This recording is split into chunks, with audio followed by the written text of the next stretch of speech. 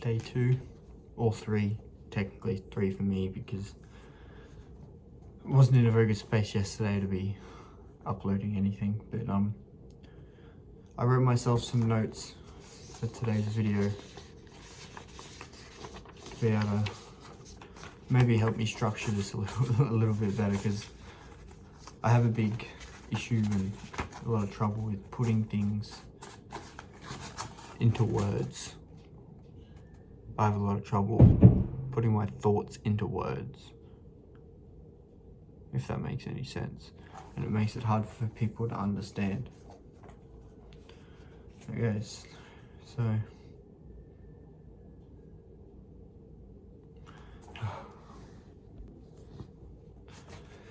I'm just hoping some things I can say today here that might mean and might be able to help some other people. I watched a video this morning of a Navy SEAL talking to a high school in 2014, and I got a lot of inspiration from that, and a lot of my notes are based off what he had to say. I'll put the link to that video in my description, and I highly recommend you watch it. Just a 20-minute video, 20 minutes out of your day to watch this Navy SEAL's amazing speech. But as you can see, my notes aren't the cleanest. Yeah, I mean, my notes aren't the greatest. I'm going to try my best here. And thank you again, really, for the response on the last video. To all the people that I do know and to all the people I've never heard from before in my life, thank you from the bottom of my heart for all of those words. Those words, you couldn't imagine how much those words made my day. For example, it put me in probably one of the best moods I've been in a very, very long time, which has led me to then try and make another one for you guys today. So I think I'm going to try to start with reading off my notes.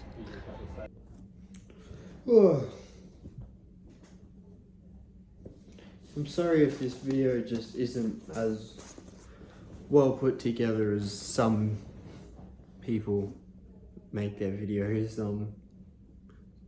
But I have a pupilla here. Might sound a bit pussy-like, but I spray it with my beautiful girlfriend's perfume, and I'll sleep with it. Helps me sleep at night. Most people have an item like that. They go through this sort of stuff. For me, it's the feel and it's the softness of the pillow and the scent of her. It makes me feel much more safer and much more calmer knowing that she's around and she's not going anywhere, and she's just her, if that makes sense. I really wouldn't be sitting here facing this camera today if it really wasn't for her. But yeah, like I said, I wrote myself some notes here again. I'm going to try my best to read off them, and I'm sorry if they get, if it doesn't make any sense. I'm really sorry. Again, I'm trying my best here. But basically what I'm saying in here is, so what starts here can indeed change the world. Question is, what will it look like after you changed it? Look, I can assure you it matters not your gender, ethnic or religious background, your orientation or your social status. Each of our struggles in this world are equal to our own.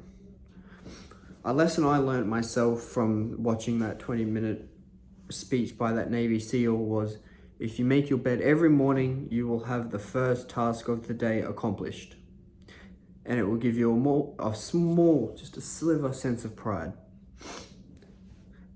And then after that, once you make your bed, you see your bed is made nice and it looks perfect in the morning. It's the first thing you do when you wake up. It will encourage you to do another task, and another task, and another task.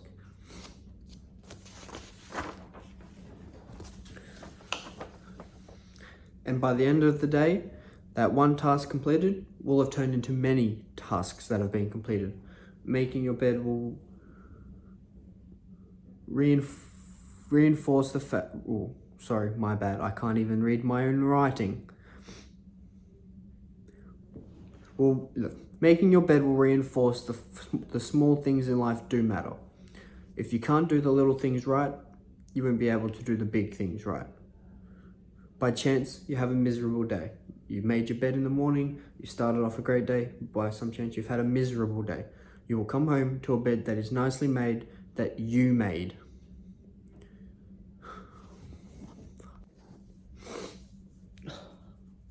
I'm sorry, I'm struggling trying to even record this video. My hair's a fucking pigsty. I'll put my hat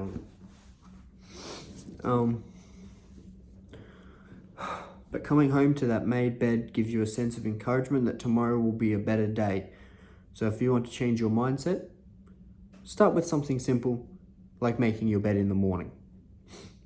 To truly get from your starting point to your destination takes friends, colleagues, the goodwill of strangers, and a strong mind to guide you where you need to be. If you want to change your world, find someone else to help you paddle with you.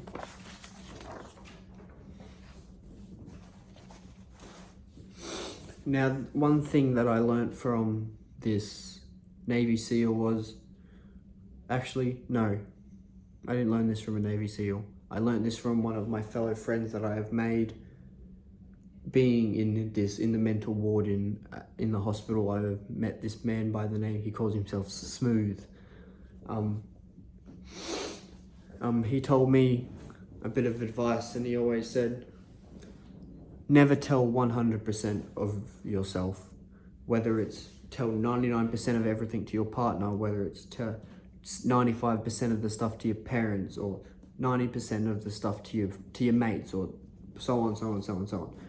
But keep that little 1% to yourself, because if you keep that 1% to yourself, it can start as a seed, and that seed will make everything around you work, and that seed will eventually grow into a tree of life and a tree of happiness, if that in any way makes any sense whatsoever. I also learned that the best way to challenge your demons is going down that slide of life head first. Because sometimes if you want to change your view on life, it's sometimes to challenge yourself and slide down those obstacles head first. One thing I learned from this Navy SEAL was during SEAL training, they have night swims, and if you have sharks circling you, you are to stand your ground and not act afraid. If the shark decides it is hungry and wants there for a midnight snack, you punch the shark in the face and it'll swim away. I see this as a very good comparison to life and battling your own demons. You stand your ground and you battle those demons as hard as you can until you can no longer battle those demons anymore. There's a lot of sharks in this world, and so if you want to change your mindset down, don't back down from those sharks. So I'm really sorry I can't talk today. I'm a bit stressed out today. The power of hope is something that I'm trying to use a lot of lately. The power of hope, the power of one person, Washington, Lincoln, Mandela, and even a young boy from your hometown. One person can change the world by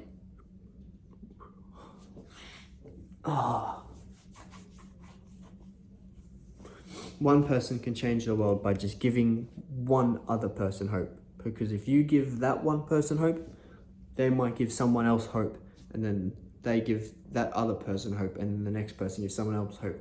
And before you know it, there's millions and millions of people that now have hope, and it all started with you having the hope in yourself, if that makes any sense. So if you want to change your mindset, the best way to do that is to start singing as loud as you can when you're up to your neck in mud, or in other words, up to your neck in the bullshit, or up to your head in your mental. It's all gone. It's going crazy. You push through when your neck is up in mud. Finally, in SEAL training, there is a bell that is rung, that hangs in the compound for all students to see. All you have to do to quit is ring that bell. Ring that bell, you no longer have to wake up at 5 a.m. in the morning. Ring that bell, you no longer have to be in the freezing cold swims. You ring that bell, you no longer have to do the runs, the obstacle courses, and so on and so on and so on. And you no longer have to endure the hardship of training. All you have to do is ring the bell. All you have to do is ring that bell to get out. If you want to change your mindset, never ring that bell. And I see that as a sign of never giving up. Never give up. That bell is always there, it hangs there for everybody, and whether you choose to ring that bell or not, I think it is it's best to push through while you're stuck up into your neck with mud. As hard as it is to push through, never ring that fucking bell. Never, ever, ever ring that fucking bell. The hardest thing for me personally, going through this all by myself for a very, very long time, I've learned to be able to... It's hard to talk about.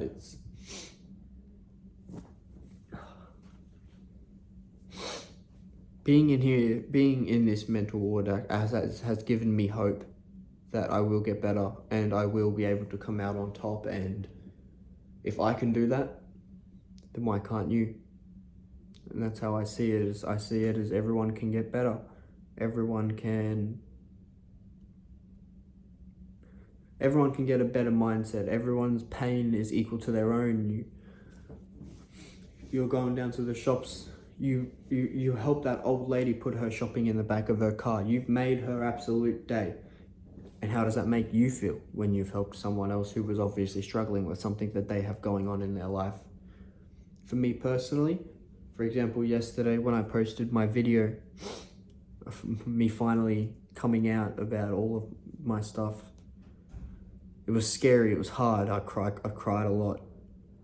I did, if I'm being honest, I cried a lot that night because I was afraid of the judgment and I was afraid of what people would think of me, and people will think differently of me and that I'm not human in a way, if that makes some sense to you. But the feedback I got on that video from everyone I knew, to the people I've never met before in my life, to the people that messaged me on Twitter, to the people that messaged me on Instagram, Facebook, Twitter, anything, telling me that my story has helped them and made them feel like they're not alone, has really put me in a bit of a better mindset, and it helps me knowing that I'm helping other people. So for that, I think my career path from now on, after I finish my apprenticeship in my mechanics business, will be, I would like to pursue a career in helping people with mental illnesses and helping people with struggles. I want to be able to be the person to give them guidance. I want to be able to be the person to give them the hope that they need. So if anyone at all is, ever struggling,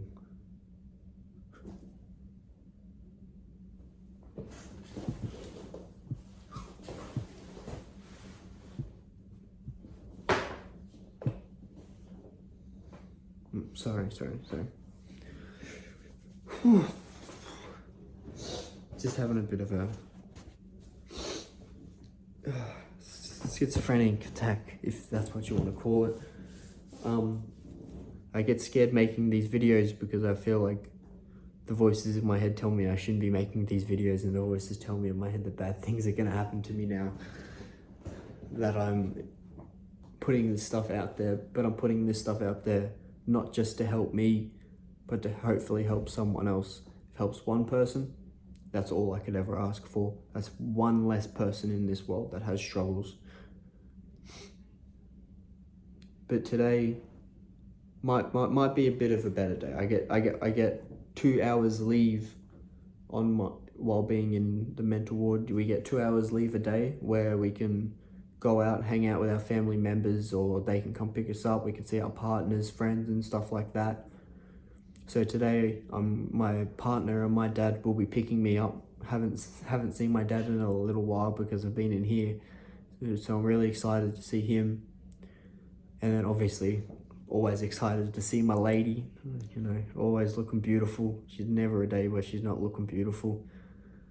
I'm gonna meet up with my boy Max, brother from another mother.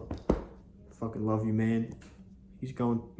My brother Max, he's going through the same thing as me, and he needs all the support he can get as well. So I'm trying to be there for him as much as I can while I'm going through my own problems, if that makes sense. But today for 2 hours leave, I might take you guys with me and you can come along, meet my family, and we can have a good day.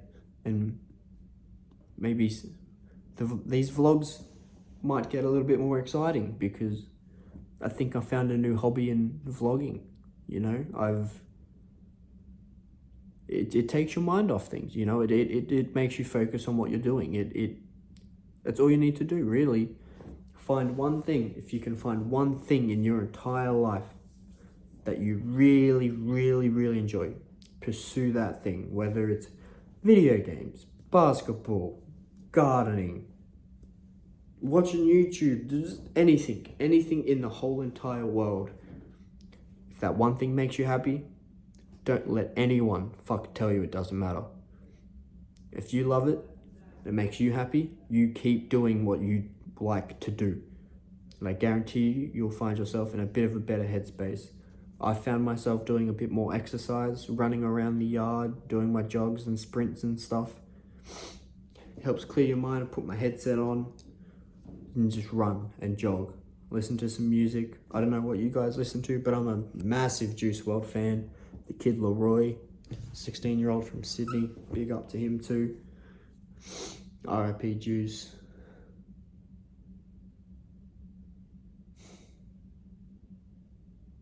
But it's hard. Everyday life is hard, and having people have to come and see me for a couple of hours during the day, the hardest part is watching them walk out the doors and you can't go with them. That's the hardest part about being here. If that makes sense. But I guess enough of that sloppy shit. I guess I'll see you back when we're out on my leave. Back from my leave today and went to the coffee club. I had myself some club nachos. Don't think I've ever eaten that much food in the past 5 months, really, to be completely honest with you. The only thing I can really put out there right now is being here has helped me 100%, and being here with the nurses and the people around me and the people that look after me here while I'm here are all amazing people. And I encourage everybody, and I mean everybody, that is struggling to take that first step. That first step is going to be the hardest step of your life, but I guarantee you it will be the best damn step of your life, right? If anyone ever needs anything, I'm only a message away to absolutely everyone.